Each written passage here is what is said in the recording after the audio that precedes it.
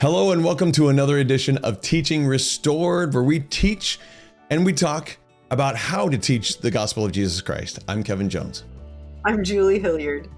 And we are excited because so many things are happening with Teaching Restored, and we're going to be interviewing some incredible people soon. And I don't know, I'm excited about it. Me too.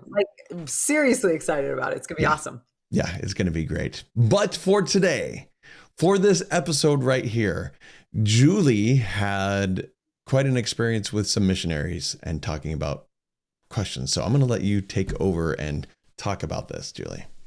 Okay, except that when you start by saying we're really excited to interview some people, and then you say, but for today, it felt like, wah, wah, just Julie. Sorry, everyone. Wow, so I'm sorry. Until the exciting things come, we'll let Julie talk. Just until then. Oh my goodness, I am sorry. No. I'm totally kidding. I don't actually feel like you feel that way. Okay. Yeah, because I don't at all. I might feel that way a little bit though, but hopefully, because of your insights, we're going to have an awesome discussion today. Well, when you told me what you're going to talk about, I was like, put my stuff away. Forget it. I want to hear what you're talking about. I want this discussion here. I think this is the first time I've actually told you what we're going to talk about before we talk. I think so. I even said, what were you going to talk about? And you said, I'm not going to tell you, because we literally don't tell each other before we start. It's pretty awesome. Okay, but I did prep Kevin just a little bit today because recently I had the opportunity to go and train all the missionaries in the Vancouver, Washington mission. And we actually had an ice storm. So I have to tell this story really fast because it's kind of funny. So we had a big ice storm. And if you live anywhere except in the Northwest, you'd be like, storm, so like, who cares? But in the Northwest, even a smidgen of snow can shut down the city. Well, imagine when you have an ice storm, and literally we had a half an inch of ice covering everything. And our street was completely covered in ice and not navigable. And so my husband actually crashed his Jeep last year trying to drive in the ice. So he's a little traumatized, but he's like, okay, I'm going to go take the Jeep, which is repaired, and try and get out of the neighborhood because I had to go speak at these zone conferences. And so he goes and he manages to get out, but he gets to the top of our hill and there are all these cars that have slid off and stuff. And he's like, nope, you're not going. Nope, you can't. Nope, you're not driving. And so I strapped on crampons and my dress and my cute, stylish boots, not just hiking boots, and a backpack with all my stuff. And I hiked out of my neighborhood in crampons and met somebody where the street was navigable to get a ride to zone conference. Oh, wow. That's how committed I was to teaching the missionaries. And I won't ever forget it. That is commitment. It was fun. It was so fun. It actually made it even a little bit more exciting because I could be like, yeah, I hiked out in crampons through the ice and I felt really tough and cool and all those things. Well, you are. It was worth it though, because I had such a good experience. Okay, so is it not true that if you know you're going to teach something, you learn better, period, right? Yes, that is very true. So have you ever had the experience of when you are teaching something, you're kind of going, oh, wow. And you're actually, while you're teaching, learning more. Yes. I love those times. Me too. So here's the truth though. I had 2 zone conferences because the mission was divided in 2. I did terrible at the first one. And I learned a lot from that. Define terrible, please. Seriously. So I will define it actually. So I got there and I realized that I had way over prepared and I ended up, so the topic that I was speaking about was how to use questions in teaching as a missionary. And you're the pro at this topic, and yet I was the person who was speaking. So I felt kind of stupid. And I called Kevin and was like, you got to help me out. You got to help me prep for this. And I want to talk a little bit about that experience. But then I got there and I realized that I had put a little bit too much emphasis on maybe some of the wrong things. And that the best way to teach is to give someone an experience with what you're teaching. Now, a podcast. Wait. What? Say that sentence again. So the best way to help people learn something is to give them an experience with it. And you can do that while you're teaching. I love that. So it's kind of hard to do in a podcast form, but I kind of want to try and do it today. Okay. Because as I was trying, so the first zone conference, I did not give them enough time to have an experience with it. At the second one, I did a much better job. And I felt like the learning was so much more rich. I did not get through as much content, but I really felt great about what I got through. And I'm sure that people can relate. Sometimes you have a huge amount of content and you get through very little, but you got through the right thing and you gave them an experience with it. And that as a teacher is really hard to do because you have so much that you want, that you've prepped, right? That you want to go through and study. So let's kind of set aside how I didn't do a great job on the first one, and let's try and follow the pattern for the second one a little bit better. Very nice. Tell us about this. Okay, so when I said that I learned more through teaching, some of the questions that the missionaries asked me were fantastic. So here I am teaching about questions, and then they asked me questions that actually helped me to teach myself some new things. This is not a riddle, though I feel like I'm almost talking in a riddle. So let me kind of walk you through some of what I learned, and then what I'd like to do is help us have an experience with this. So the topic again was questions, and I specifically wanted to talk about how to ask good questions in teaching so that the person you are teaching, and this in a missionary setting specifically, is actually teaching themselves. So through their answers, they are having an experience in teaching themselves. And so I wanted to help the missionaries understand different types of questions so that they could do that effectively. And then when someone is having an experience, right, meaning you've asked them specifically, and we've gone over the different types of questions before, so hopefully this is a familiar term. When you are asking them an introspective question, specifically the importance of listening with empathy to that response so that they can have an experience with the Spirit, and so that they feel like you really genuinely aren't trying to manipulate them, aren't trying to even manipulate their emotions, but actually see things from their perspective so that they feel safe sharing even more. And so the role of asking good questions absolutely has to be coupled with the skill of being empathic when they give you a vulnerable, authentic answer to that question. Right? Yes. So that was the topic. Now, I want to go back, and I want to have, so most of the people who are listening to this are in some way, shape, or form a teacher, even if it's teaching your kids. So I taught the different types of questions. By way of review, we've got binary questions, which are like a yes or a no question. You've got a factual question where there is actually kind of an answer to it, right? Right. And it can even be what something is from that person's perspective, but it's not necessarily trying to really get at their thoughts and opinion about something. It's kind of looking for an answer and to gauge understanding. And then the third is an explanatory question. Oh my gosh. See, why do I do this? It's so bad. I do it too. I know. It's so dumb. And the explanatory question is getting at their opinion, their thoughts about something. My way of summarizing it is getting what is in their head out their mouth. And then an introspective question is getting at what's in their heart out their mouth. And so I taught the missionaries the different types of questions, gave them examples of each one. And then I'm like, so why does it matter? So Kevin, so who cares if I can label the questions? Why do we need to know? How does it help us to know what type of questions there are to ask, or what type of questions we're asking? So you asked this of them. Why does it matter? Yes. Yeah. So I'm like, so why does it even matter? And then they actually asked it back to me because they're like, I don't know. So I'm going to ask you. I'll tell you what my answer was in a minute, but I want to know what your thoughts are. Like, you teach this, who gives a rip? Like, so what if you can label the question?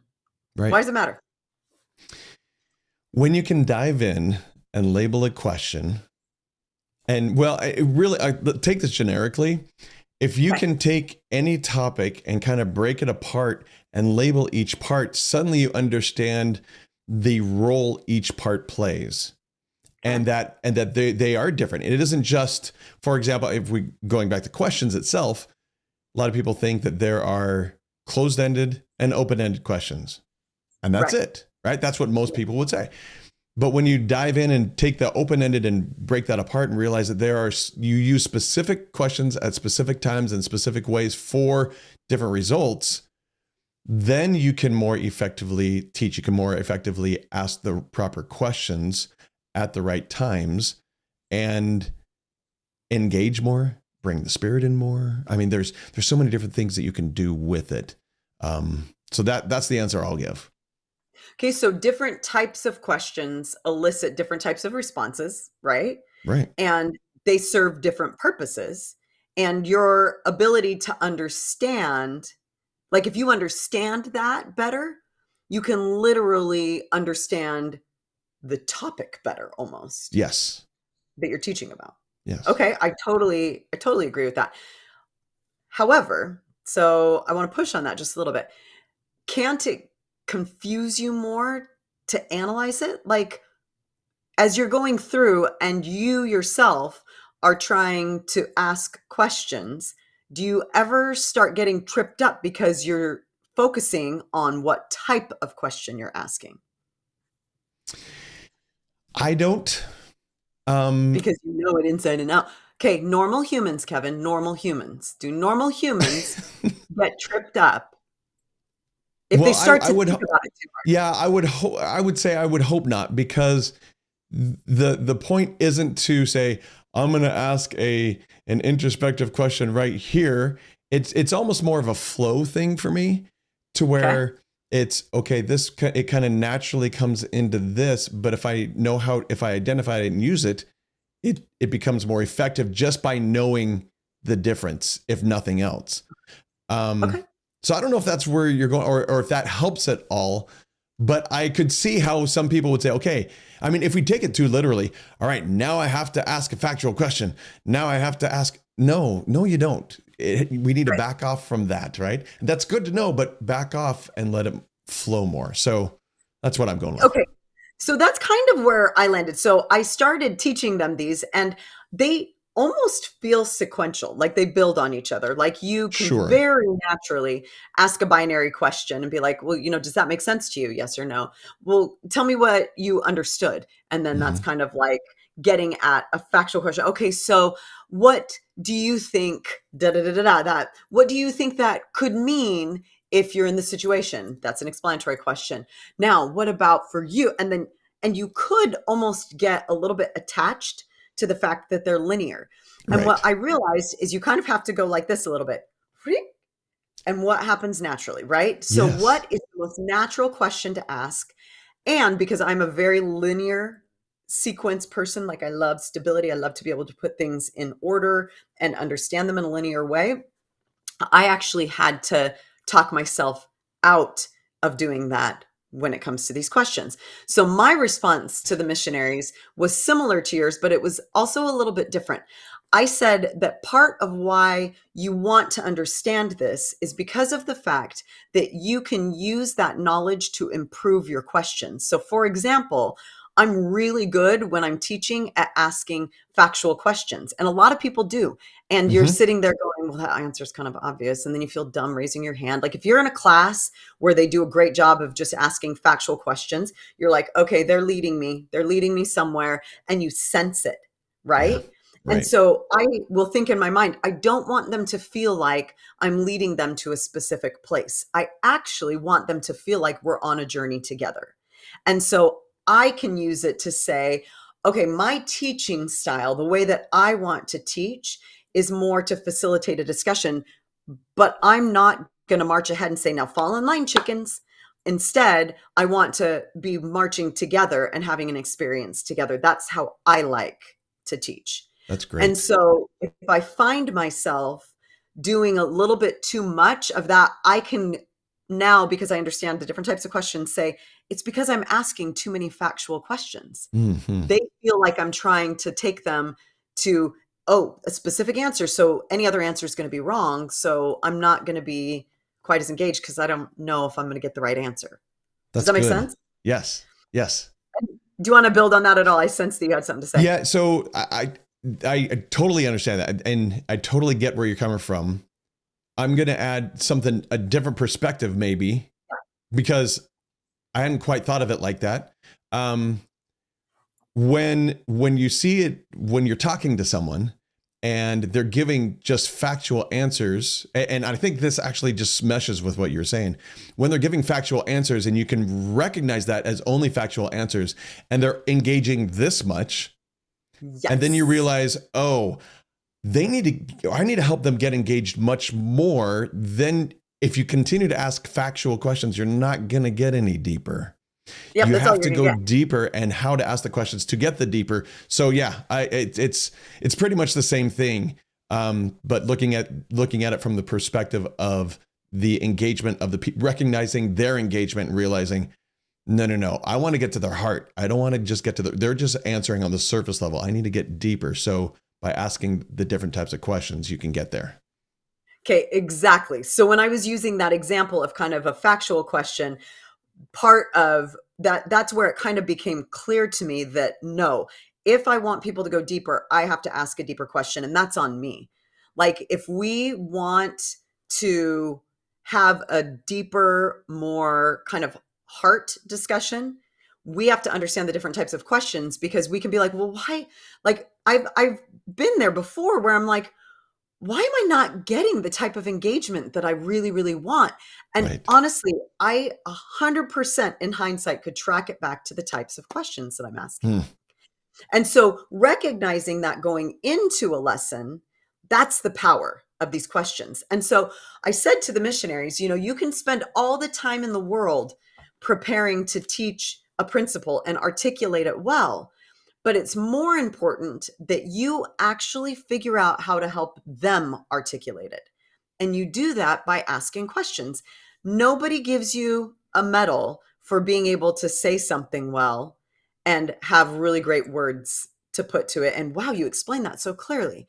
No, the feeling that you get when someone else explains it to you, that is the crowning event of being a teacher. That is like, yes, thank you. Yes. That's how you know you've been successful. Yes. And so Absolutely. that's the purpose of being able to ask questions that get deeper. Now, part of what I just related, that example, is kind of being able to get somebody to articulate something back to you is gauging understanding. Mm-hmm. So you can teach something, but you don't have the opportunity to gauge their understanding until you start asking questions. And there's a specific type of question for that.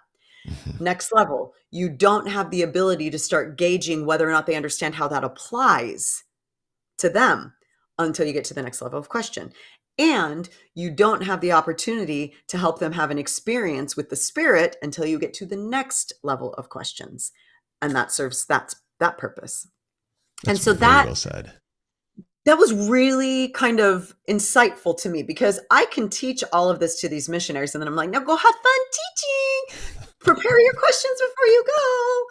And no, that's not what I wanted. So let me tell you really quickly before we start to kind of have an experience with it. There's another question that I got from them. So I got that question, how do you use them and blah, blah, blah. But this other question was, I thought, really great.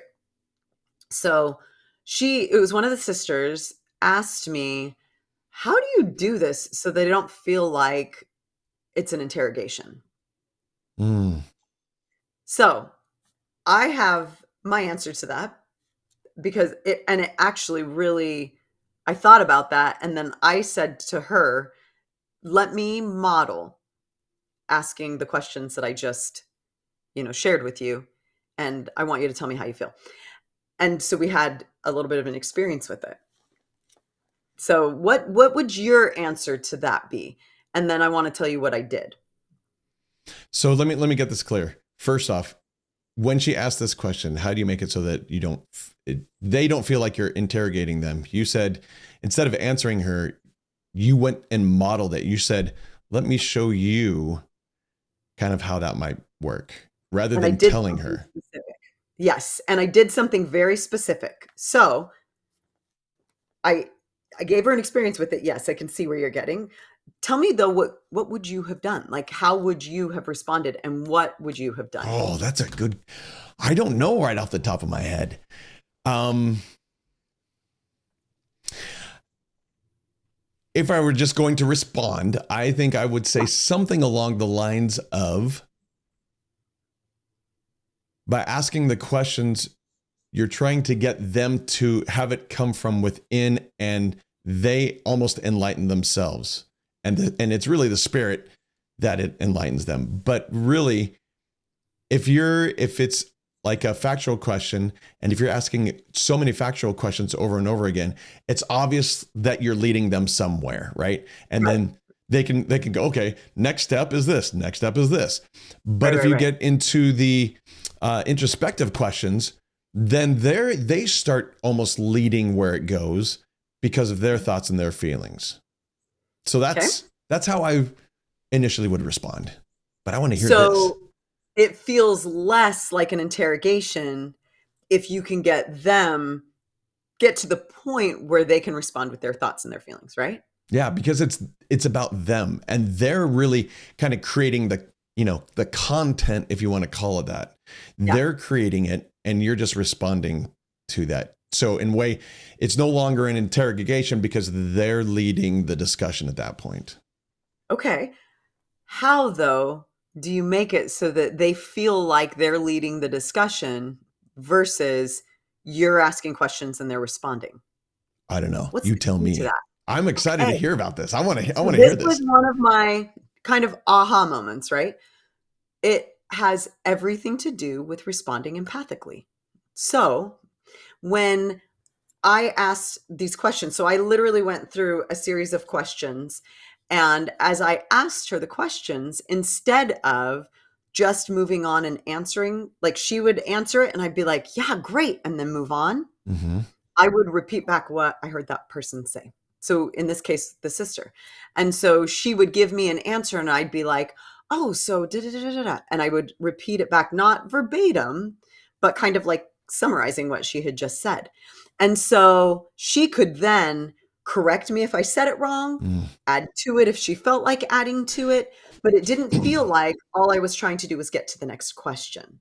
And sometimes when we ask a question, even in a class, I've had people do this and it absolutely like it's almost it's weird the experience that you have as a learner in a class when you give an answer and then the teacher just moves on to the next question or Right. to their next Yes. point, right? And so even just the slightest acknowledgement of your response helps.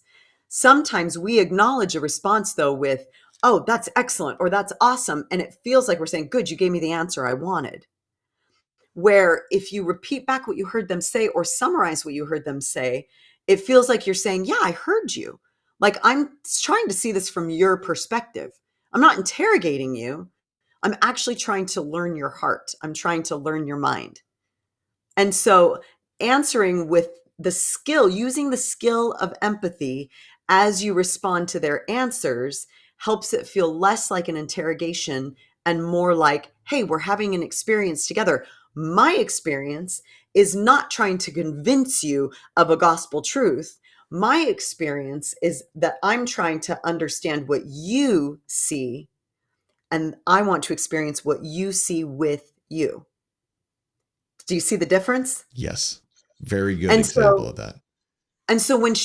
when I did this, I just responded each time and I'd be like, "Oh, so you definitely think that da da da da," or you would interpret that as da da, or oh, and I mean, it can be as natural as, and I rather than take the time to go through a whole series of questions, I literally sometimes could just take a couple words that she said and make sure that I just got those two words, maybe a feeling word or a descriptive word, and kind of latched onto that and made sure, oh, so you thought it was this and this, you know?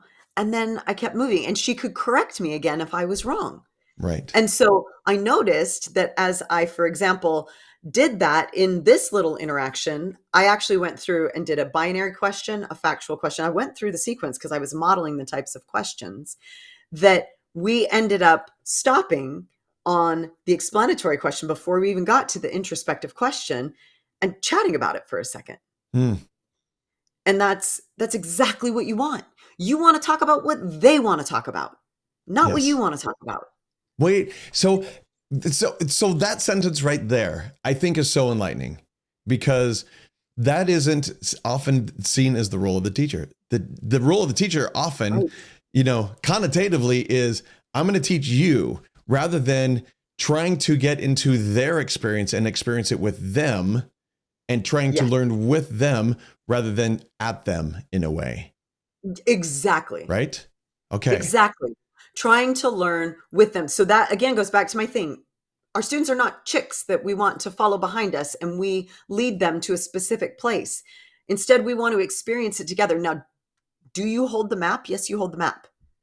And so you can say, I actually sometimes will come to class with way too much prepared and I'll say, we're going to have a choose your own adventure today. And so I got too much. I want to know what you want to talk about. Here are your choices. Or, hey, let's start talking and then we're going to go wherever you want to go. That's Mm-hmm. actually part of, and we've discussed this quite a bit before. That's a big part of listening to the Spirit. The Spirit is going Yes. to take you wherever you want to go. But the most powerful teaching moments that I have had have come from engaging in someone else's perspective and going on a journey together. I love that And you've identified that. Yes. yeah, I feel that. So anyway, I thought that was a really, really great question that she asked. How do you help it not feel like an interrogation? Because if you do go, linearly or whatever, and you have a scripted, set of questions that you want to ask, your goal, just like, sometimes when you're having a conversation, you are preparing your reply while they're talking to you. Mm-hmm. In a teaching setting, you are often preparing your next point or preparing your next question You're right. while they're responding to you. Instead, you need to be saying, how do they see what it is that we're talking about? And listen for that. And then articulate that out loud back to them before going to the next question. Make sense? Okay. So let me throw this out to you, because I think Okay. you've identified what I've recognized but didn't really understand at the time, and probably until now. I think I mentioned at one point Elder Bednar came, and Yeah. he had this, multi-stake leadership thing that we all went to. And he asked, I think, 3 questions in 2.5 hours. Yeah. That was it. He asked 3. He said, okay. He didn't have anything to teach necessarily. It wasn't I'm going to teach you this. It was, here's a question. What's your response? And we would give response. And each time he would say something along the lines of, so what I heard you say was da da da da da da da da da. And for me, as a listener to him, at my response, not only did I feel like he got it, Mm-hmm. but sometimes we would give him a response to the question, and then he would say it, and then he not only would do it so that we could understand that he understood it, but in a way he would I don't know how he did this, but he would add something just a little bit to it to help us put it into more of an eternal perspective, in a way. And I was like, whoa. How did I mean, you just said what I said, and it opened up a whole new thought that I had never had about that. And it was pretty incredible. But it was like 2.5 hours of just doing that. And it was magical. Okay, so let me talk about that for just a second. So one of the things that I talk to the missionaries about is what it means to connect with someone. Okay. What I hear you describing is that you felt like you were more connected with Elder Bednar at the end of that. And it's obvious because you've talked about this before, and this seems like it was a life-changing experience for you. It Like was it great. literally has framed so much of your thinking in terms of your book and everything else too. Mm-hmm. So then he also probably felt so much more connected with the people that he was talking to, who he didn't know from Adam before he walked in that room. Right. 99.9% of them. So Brene Brown defines connection as this feeling that exists between people when they feel seen, heard, and valued. And That's so I right. kind of latched onto those words. And I thought about, what does it mean to be seen? What does it mean to be heard? And what does it mean to be valued? And I thought about those in terms of our relationship with the Savior. So, do we feel seen? Do we feel heard? Do we feel valued? And I can tell you that my experiences, when I've been going through the hardest times of my life, I have felt more seen, heard, and valued because I'm spending more time on my knees, Hmm. and I'm spending more time listening. And I also am spending more time actually articulating, often out loud, the innermost feelings of my heart. And then I don't ever feel interrupted. I don't ever feel like, do you ever feel interrupted by God? Like, no, right? Like, I we never, can cut me off. Like, no. I never feel like when I'm talking with God that he is trying to get to the next thing. Yes, Like, there's not an or urgency. yeah, he doesn't have something next to say because that's right. Prayer time is about over, buddy. That's Your right. time limit. No, I got to go to my next appointment. Yep.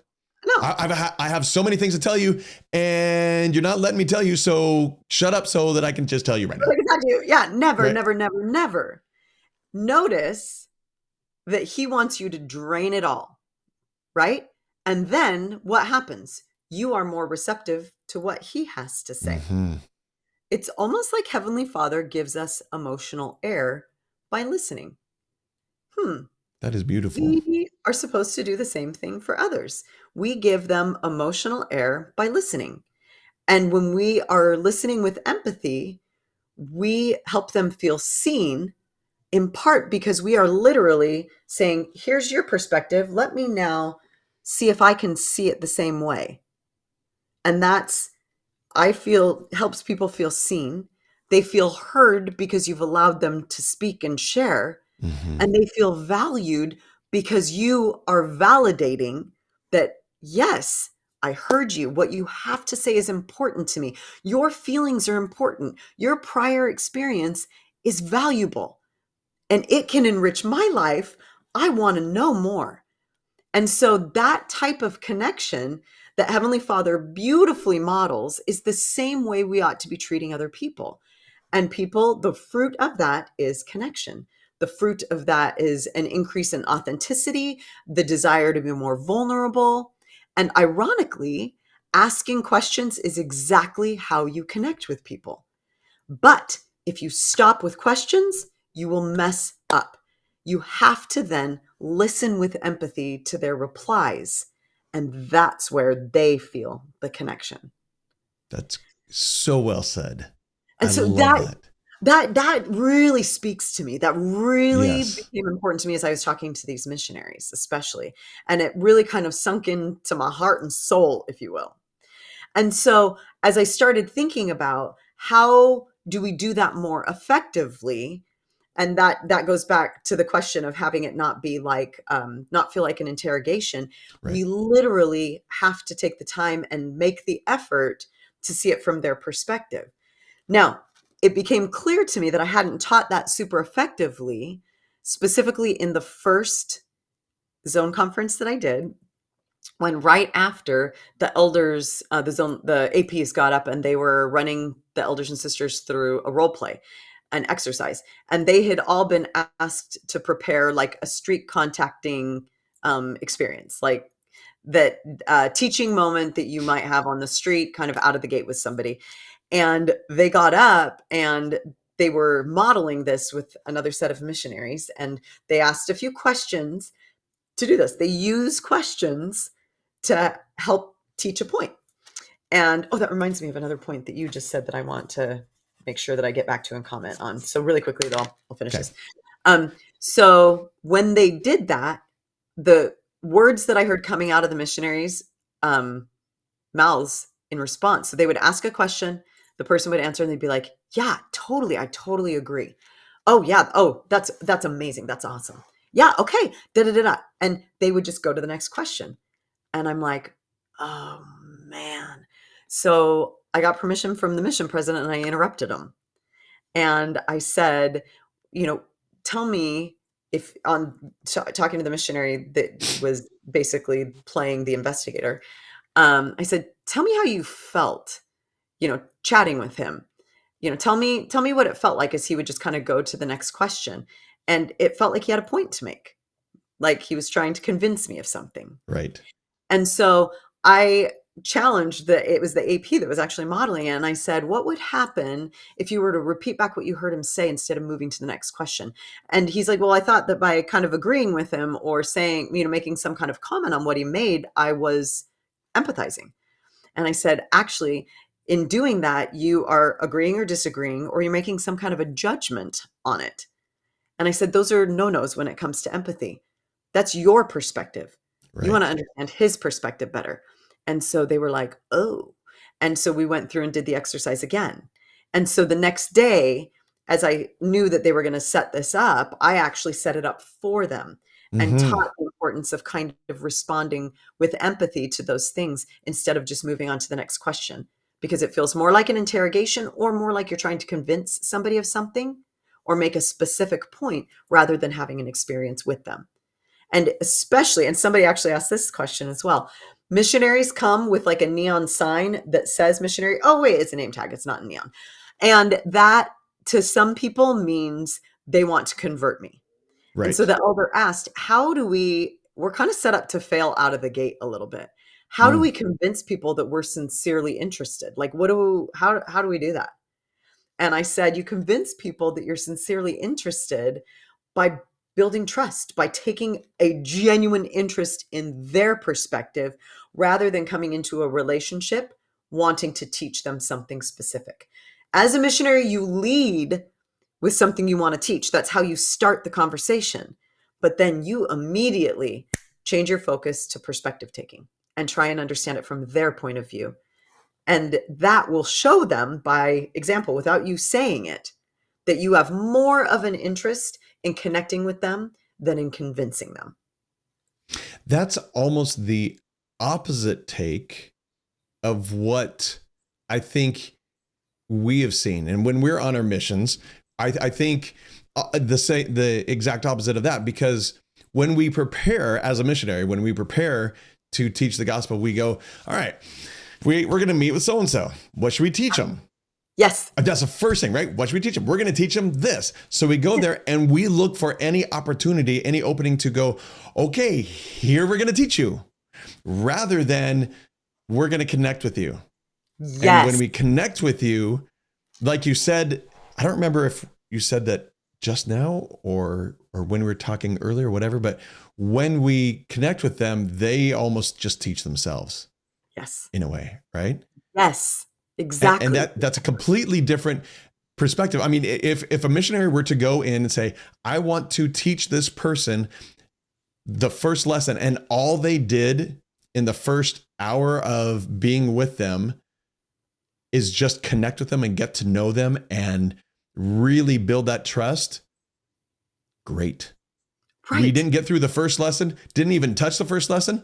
Okay. But how do they feel? They don't feel like like that, like you're trying to convince them of, convince them that their way is right and your way is wrong, kind of thing. Exactly. Yeah. Right. Yeah. Okay. And because that is the danger Yes, it that is. we have that reputation, I think, with a good reason. Yes. And I remember like companionship study, we would study a principle. And then as we were preparing, we'd go through and then look at our schedule for the week. And it's so funny. I actually came across my blue books the other day. Oh, you Like, did. you remember? Yeah. I kept all of them and it has the Wow. names of the people. Yeah. It was so That's cool. pretty neat. But like we would look at our blue book and we would say, okay, here are all the people on our schedule. What do we want to teach them? And that was it. Not, hey, do you remember last time she talked about X? Let's think about how we might connect that to a gospel principle and answer a concern or help address something that they're going through. You can't do that unless you've connected with them and figured out what they're going through. Yeah. So I That's love good. that. I love that. Okay, so now I want to go back to something that you said because I thought it was really powerful. You were talking about Elder Bednar, and you're like, I don't even know how he does it. But he would say, so what I hear you saying is, and then he would respond, repeating back to you what you said, and in some way, like expanding on it in a way that like expands your mind. Yes. So I actually find as a teacher, when I'm standing up in front of a group, I hear something that somebody says, and I'm trying to understand it from their perspective. And as I'm articulating it back to them, I can see more. Mm, Like my mind is opened by what they have shared, and it allows me to see more clearly what it was that I was teaching. And so this is not because I'm good at this, but I've had people say, wow, you said it so much better than I just said it. And I'm like, no, I didn't. I just said what you just said. hmm But I think that we do. We say it so much. My dogs are loud. I'm sorry if you can hear them. That's right. Um, like we almost, as we're trying to grapple with their perspective, because we're adding our perspective to it, the synergy in that empathic response is instructive in and of itself. Right. Does that make sense? Yeah. It's almost, I know you don't want to bring your lens in on it, on what you're trying to repeat back to them empathically and trying to understand and join them. Yeah. But when you do that, there's always some bit of you that Yes. comes along with it, right? There's Right. always some bit of you that kind of has to, because you are you. And You are so you. when you do that, as long as you're trying to look at it from their perspective and trying to look at it through their eyes, but there's also a bit of you in there, then they learned. And I think that's part of why they may say, you said it so much better. It's just because it may be articulated a little differently. Right. It's something that they hadn't thought of before. And they're like, well, yeah, that makes more sense to you, when you thought you were just explaining it back to them. Right. Right. And so it's Because really kind of two perspectives converging in on one in a way. So I totally get that. That's really interesting yeah. because I hadn't thought of, you're trying not to do it from your perspective, but in a way you kind of have to, but it really enriches it at the same time. You know what I'll Is say that right? sometimes as I'm doing it, 100% that made sense.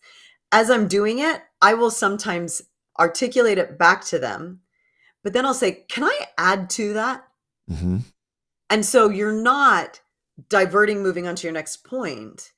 You are connecting what you heard them say to where you want it to go because you are still holding the map. And so it's actually really validating to someone if you say, can I add to that? Because I thought that was so, and you don't even have to say the words. You saying, can I add to that? Basically saying, because I thought that was so awesome, it's Yeah. worth focusing on and building on. And so that's like the little voice in their head that goes unspoken is that was so awesome. I want to build on it. Good. Can And I so that's part of it, I think. can I add something to that? That was just, you made my mind just go poof right there. It was beautiful. A little poof in my head. So in when you say, you know, subconsciously or even out loud, that was an incredible thought. Can I add something to that?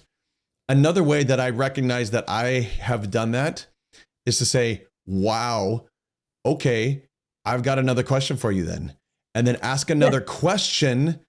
And it's not kind of a question pointed where I want to go, but it's a question that I want to know from their perspective. And when you ask them a question about their perspective, about what they mean, Mhm. it's kind of automatically the same thing of, I thought that was really good. I want to know more. Tell me Right. more. And Right. they're like, oh, I 100%. feel valued. I feel like I'm worth something. Yeah. Right? Yeah. Exactly. I love that you made that point. So, in other words, you could either choose to build on it, or you could say, I want to ask you more about your perspective, basically. Yeah. That's fantastic. So here is something kind of interesting. I think um I think that our goal as teachers needs to shift just a little bit. Tell me if you would agree with this. When you are when you have a lesson prepared, it's not to teach what you prepared. Prepare the crap out of it, right? Because you need to. Right. Your goal needs to shift to be, I'm so prepared, I can go wherever they want to go. That's right. And I Yes. think that's really magical. But So, that's scary, oh, yeah. Yeah. right? But You're going to be think about it. Think about the one thing you would have to do differently. The one thing is you would have to, instead of just moving on when someone asks a question, stop yourself and say, what did they just say? Repeat it back. And could I build on that? Could I ask another question? One skill, just that. Just Mhm. that. Stop yourself every time someone responds to a question, make yourself say it back, and then could I build on it? Could I ask a follow-up question? Or are we ready to move on? Like, that's it. That's your little decision tree. Yeah. Because you said earlier, and you brought up the point where so many teachers, I mean, even I do it, and I'm sure we all do it, right? Where we just say that's a great point, and then you move on because you got to get to the next topic, right? But being able to add a little bit to it or ask more questions about it, and go where they want to go because you have prepared so much in the background. And I think I think you're right. That's the hard switch in a teacher's mind. Yeah. I've prepared all this. Well, great. What are you going to use it for? Right. You're not going to use it to teach to them. You're going to use it to help connect with them and bring it out of them. It's the complete opposite reversal direction that you're trying to go. Right. And that's a difficult switch to make in someone's head. 100%. You know what's odd though? And I've discovered this, that when I make that switch, I actually often end up still getting through most of the lesson. Sure. Right. Because I'm connecting what they're saying to my next point. Like I'm prepared enough that I can say, oh, I can totally see how that connects to X. Like I have found in my life when I'm studying really hard for something, so many of my daily experiences and interactions with other people somehow connect with scripture that I've just read. I'm sure that everybody who studies the scriptures on a regular basis has had this experience where you're like, why is everybody's experience somehow related to what I'm reading in First Nephi right now? You know what I mean? That same thing happens when you're teaching. You're like, somehow every comment that people are making is really leading me to something else that I learned in all of my study and preparation. I don't know why I'm making a dorky voice while I say that, but you know, it just is coming out of me naturally. I'm a dork naturally. Aren't we all? Does that kind of, I'm just right. Yeah. But doesn't that kind of make sense? Yes. Like it just, and that truly, that is the Spirit working. Yeah. It's a lot. It's very similar in function to listening, general conference or sacrament meeting or other things like this, or a fireside, EFY for FSY, sorry, FSY, not EFY, FSY for the youth. They're sitting there listening. They're going, oh, but they're all taking away something different from it. Right. Yeah. But it's from their perspective. And when you can dive in, and we've seen this where someone, you know, especially with the youth, when the youth get in that, they just want to blah.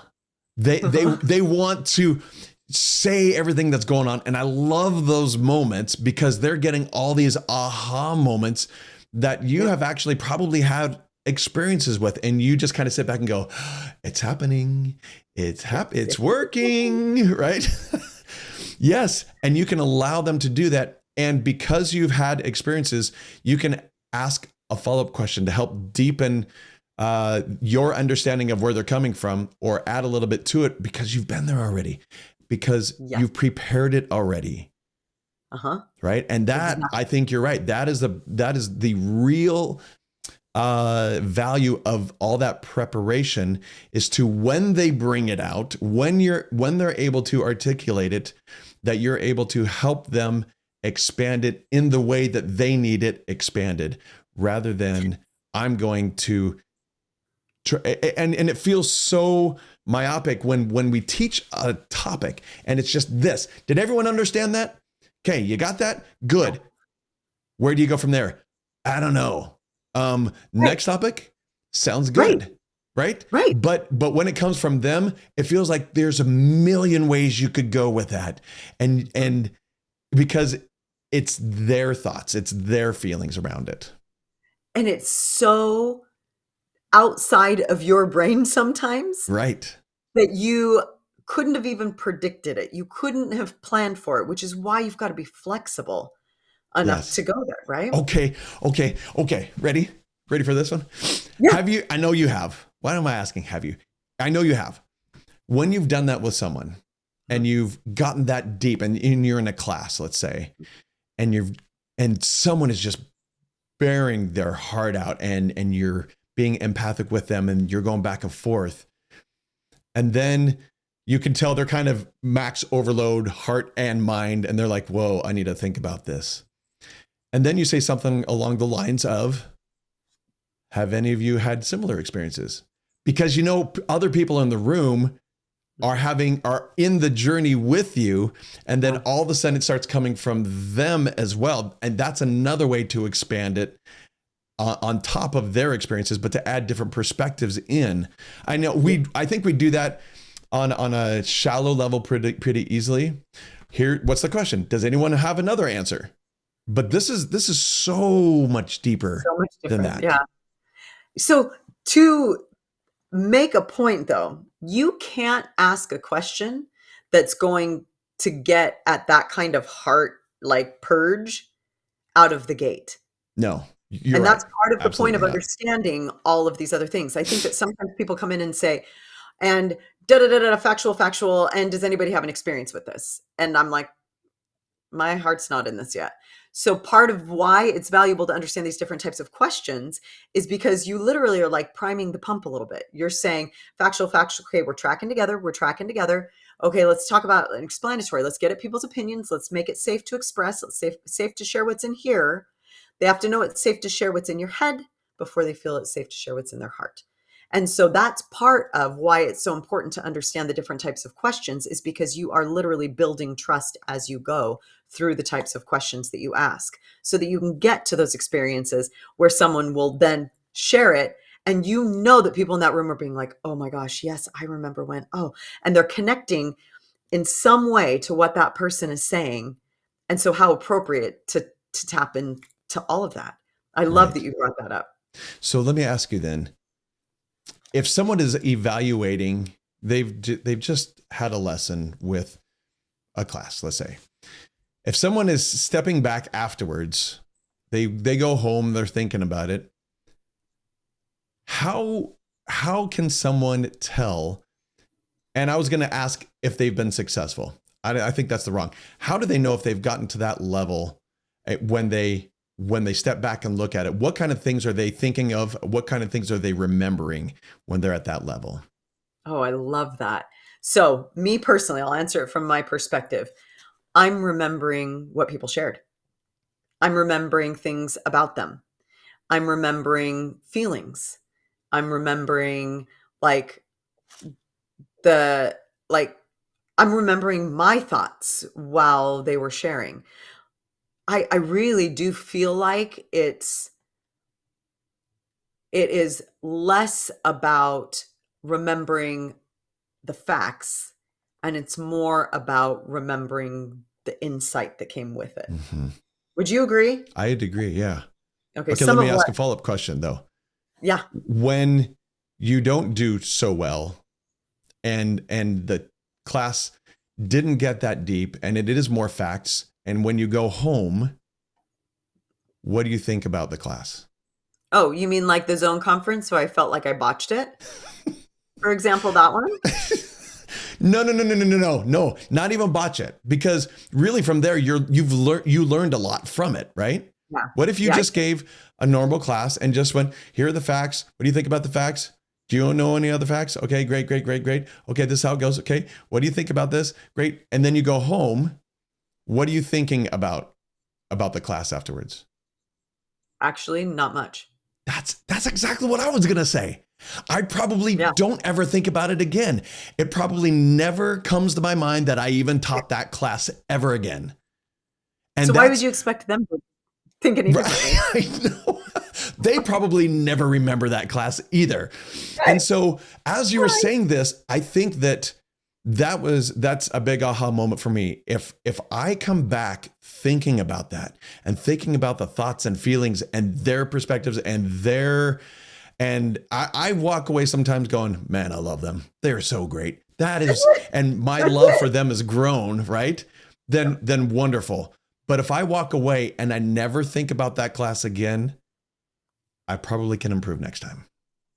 Amen.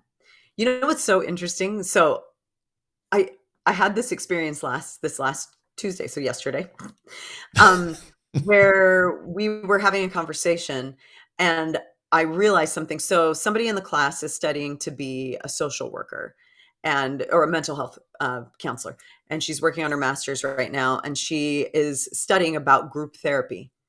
And she said, as I was studying about group therapy, she said, I realized that for me, Tuesday class is group therapy, meaning this class that we have. Mm. And I was like, wow. And she said, because the characteristics that go into group therapy have to do with, establishing a safe place where you can express it, giving other people the opportunity to talk to, and all these different things. I've not studied it, but she said, I feel like what we have established in the culture of this class is like group therapy. And my insight from that is that it has just as much to do with the teacher as it has to do with the people that are there learning. And because we're all learning together. And so not just do we need to be good teachers that are on the same page, involved with and trying to create an experience together, but we can do a much better job as participants in class at making it safe for the other people that are in that class also. And I really just felt such a genuine love and appreciation for people bringing their real selves to the conversations. And so we can do better at that. Teachers are a little bit arrogant sometimes. And so when you are in a class and you're listening, sometimes you're judging when you shouldn't be. Instead, we need to be focusing on being the type of participant that helps to create that type of safe environment for other people. Us leading with a little bit of vulnerability can be exactly the thing that teacher needs to open up a really That's profound great. discussion. So just a side point there. That reminds me of a Leading Saints podcast that was not too long ago. A Sunday school teacher, I think in Washington State here. Cool. And he said that he held, their teacher council meetings. He held learner council meetings. Oh yeah, you mentioned this. Right? To help us learn how to learn better and be maybe even better participants. That's kind of what I took out of it. But I think maybe we should have a whole episode on how to learn. Writing that one down. Yeah.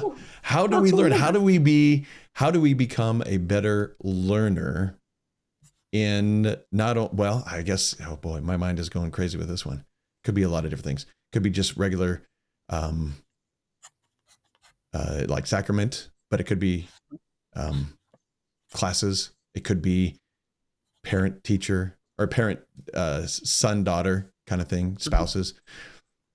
Yeah, my mind is going in a lot of different directions now. Anyways, I'm picking up what you're putting down. Yeah.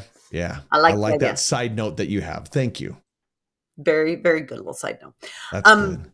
Can I wrap with just two little last points yes. that I want to make sure? So these were also insights from this conversation. So as I was getting ready, I'm wagging a pencil now. Let's put the pencil down. Don't be aggressive. As I was getting ready for this, you and I had a little bling-a-ling-a-ling. Hello, Kevin. Can I please have some help? Conversation. And I said, I want to help them have an experience, right, with preparing some questions. And so I said, in order to do that, I feel like I need to model it. And I said, here is the principle that I want to teach. And then I said, and here are some of my questions that I'm thinking about. And you and I spent more than 30 minutes on the phone trying to come up with better questions. And we both study this stuff. Right. And I thought, oh, so I have you taught me something in that conversation that I want to just make this point. And then I want to make one more point about how preparing questions can be used. So The first point was, you said to me, what's the point you want to make? And I was like, well, I want to teach this principle. And you're like, well, what's the point you want to make? And I'm like, oh, we have to be really clear as to what the point is that we want to make. And Mm-hmm. so, I said just a second ago, you don't want to be the person saying, hello, little chickadees, fall in line, da, da, da, da. But you still are leading. You are holding the map. You need to know the destination. You got to have a destination. Right. And so as you're studying and preparing, being more specific about the point that you're trying to make, not broader, will help you to have a better lesson. So Good. Yes. okay. And it will help you better prepare questions.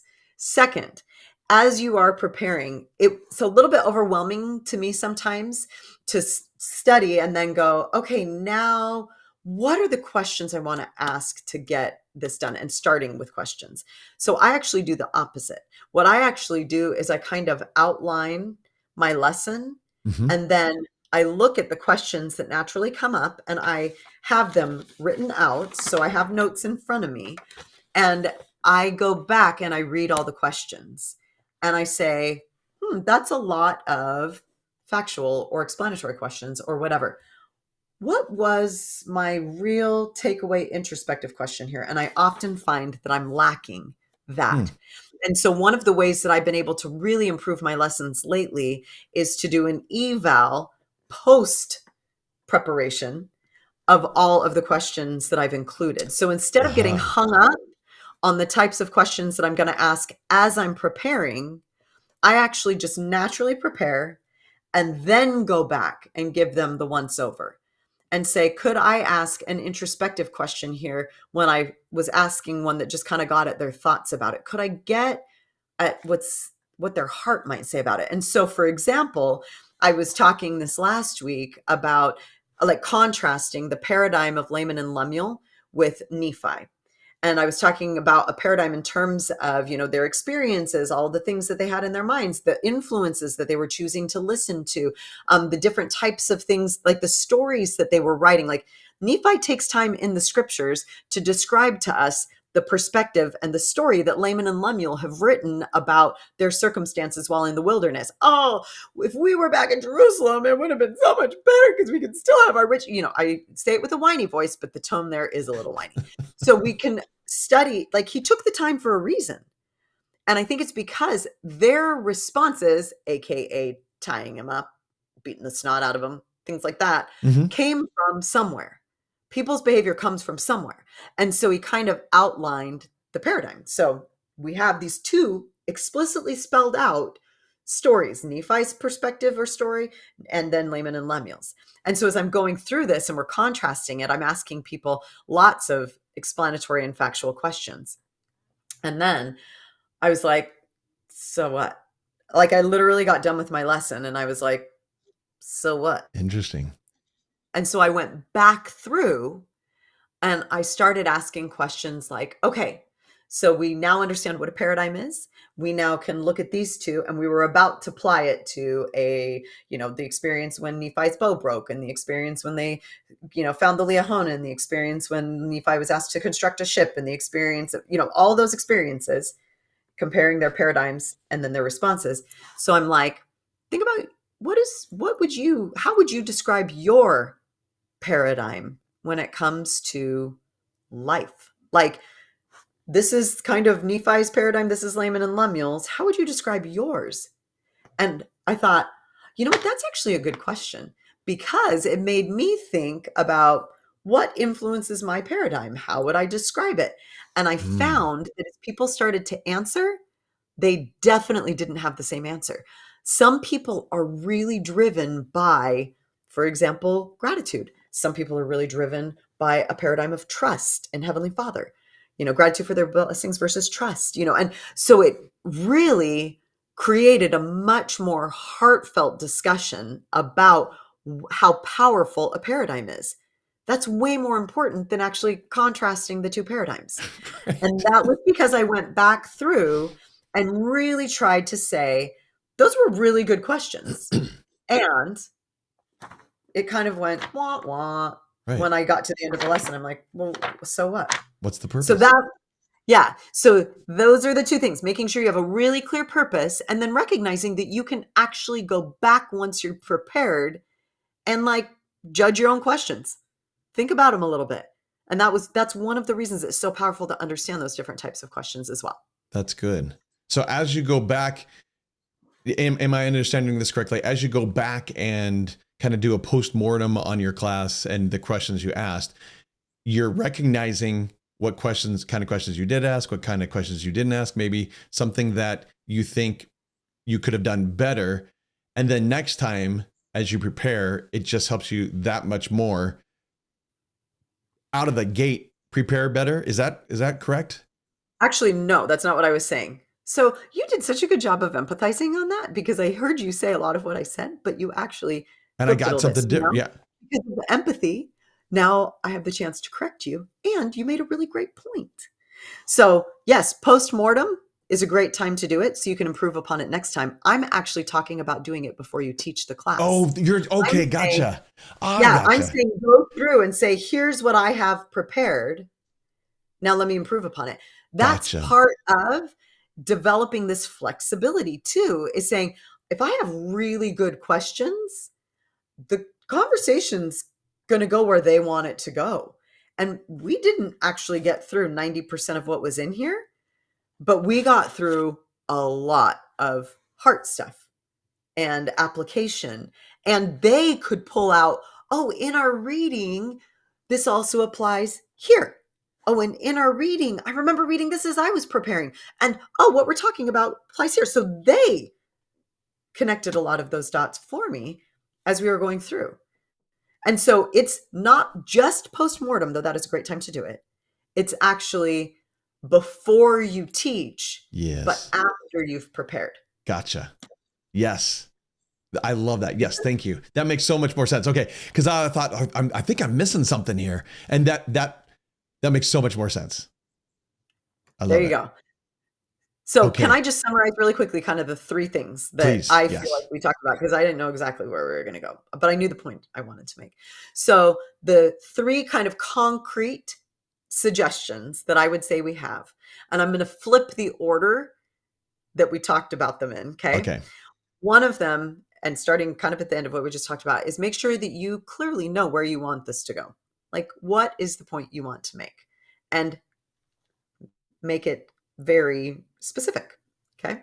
The second is after you've prepared your lesson, go back and give it a second over and evaluate your own questions and see if you can improve upon them. And then the third suggestion is as you ask questions, make your goal be to stop when people respond, repeat back to them what you heard them say, and either build upon it, ask a follow up question, or make a conscious decision that everyone feels ready to move on. Okay, those are the I love three this. concrete suggestions that I would have based on what we've been talking about today. Okay. I've got to tell you something, Julie. This. I didn't want to do this. I did something yesterday that I felt was a little conceited, but I was like, no, it's not. I'm doing this from my heart. So my wife and I were driving and we were listening to she was listening to the podcast that we had just put out that day, yesterday. Oh, yeah. And so she goes, oh, you don't want to listen to yourself. And I'm like, yes, I do. Yeah, and I thought, wow, that's conceited. But it's not because of that. It's because the discussion we were having was so powerful for me that I wanted to hear it again. I wanted to learn. I wanted to hear those principles again and let them sink in deeper. And so I was kind of being a little bit selfish there. And I said, and we were sitting there in silence as we were driving for a second. I just reached over and went, play. And yeah, that seems really weird that I'm playing myself and I'm listening to Julie and I still speak, but there are still things that hit me really deeply in some of these discussions that I want to go back and I feel that way about this one. I'm going to have to go back and listen to this again and probably a couple times, maybe, I don't know, maybe even more. I feel like there is so much in here that I took away from it that I can't even I can't even get out, and I want to go back and make sure that I'm doing specific things correctly. So thank you. This was great. No, I feel the same way. Like, this is what I was talking about when I said at the very beginning. As a teacher, like, because you and I are basically guiding this discussion, right? And we're hoping that other people are listening and feeling like, you know, we're in it with you. Like, we are feet on the ground, walking the same walk, trying to talk the same talk, trying to work together to improve. And as we talk, I learn more. Like, as words are coming out of my mouth, I am learning. And so I do feel that same way. Like, as we teach, we should constantly be learning. We should be challenging ourselves, and we should be growing along with those that we are working to help come closer to Christ. Yes. And as you said at the very beginning, you said, let's have an experience. I felt like I had an experience, and I hope everyone who's listening will have an experience as well, and they will have their own aha moments, and the Spirit will teach them. Because again, the Spirit, that's really what we're trying to do. Bring in the Spirit so the Spirit can teach them. Yes. And it comes from within them. Yeah. Thank you, Julie. If you would, love, share, subscribe, notification, all that good stuff. Share this with your co-teachers. Share this with other teachers of your, maybe of your kids, or just of your side. I know that would sound weird though. You need to be a better teacher. You need to, not like that. I don't want you to do that, but share this with others so that they can learn also what we're all learning all together. Thanks for coming along. Thank you, Julie. This was wonderful. I appreciate it. Take care. Thank you.